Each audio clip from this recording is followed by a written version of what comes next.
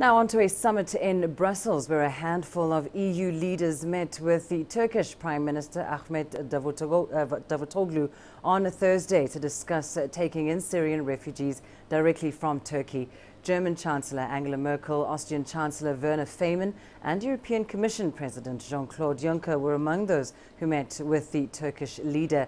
Germany is by far the top destination for asylum seekers in Europe. It says it will help Turkey as well as EU member states to have more control over who gets to Europe.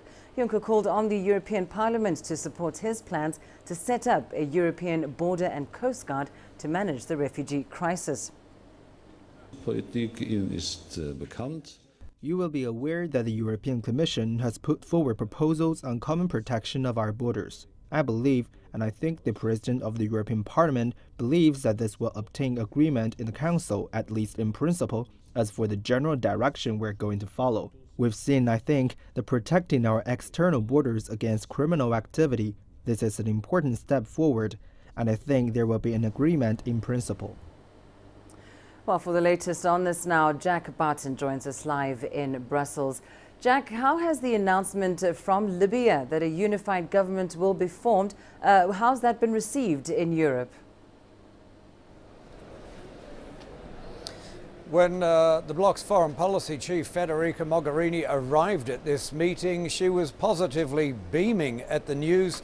The news that the two rival factions would come together in a unity government was announced just as this meeting was getting underway, and the feedback we've heard so far has been very positive. Of course, it's still going to take at least 1 month for the formation of this government under the United Nations-backed agreement, an agreement that the European Union has worked very closely with in trying to forge, trying to make this agreement that has finally happened a reality. It's going to allow the EU to assist Libya with a large financial package to rebuild infrastructure, try and get its economy working again, but also to work in areas that Europe has a lot of interest in: cracking down on human trafficking gangs, controlling the flows of migrants coming through Libya into Europe, and of course fighting ISIL, which now has a strong foothold in the country. But it also comes as Europe is working more closely with Turkey as well, the country through which the largest number of asylum seekers are travelling on their way to Europe. You just mentioned before this big summit of all EU leaders, there was a mini summit of EU leaders that also included Turkey's Prime Minister. But Europe now feeling that it is beginning to make some headway, working much more closely with regional neighbours, the two most important amongst them on the issue of migration, and as it is increasingly being seen here also on counter-terrorism, Libya and Turkey. And Jack, what can you tell us about this new border security force that the EU is talking about establishing?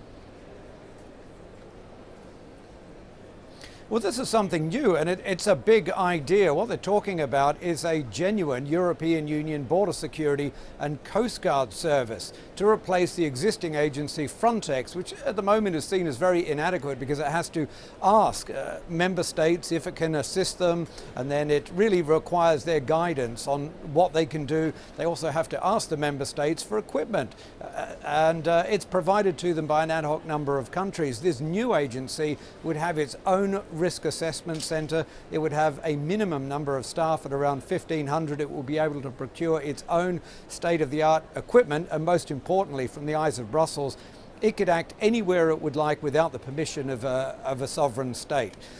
This has, of course, caused divisions and problems. Half a dozen countries here are very opposed to this idea of having their sovereignty undermined, even though they agree a much stronger border protection agency is needed.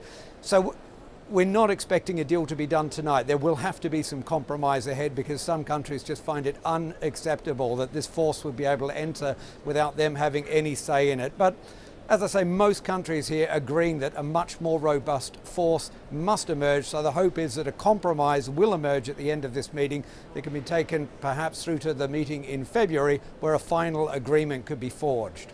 Right, well, thank you for that update, Jack Barton, live for us there in Brussels.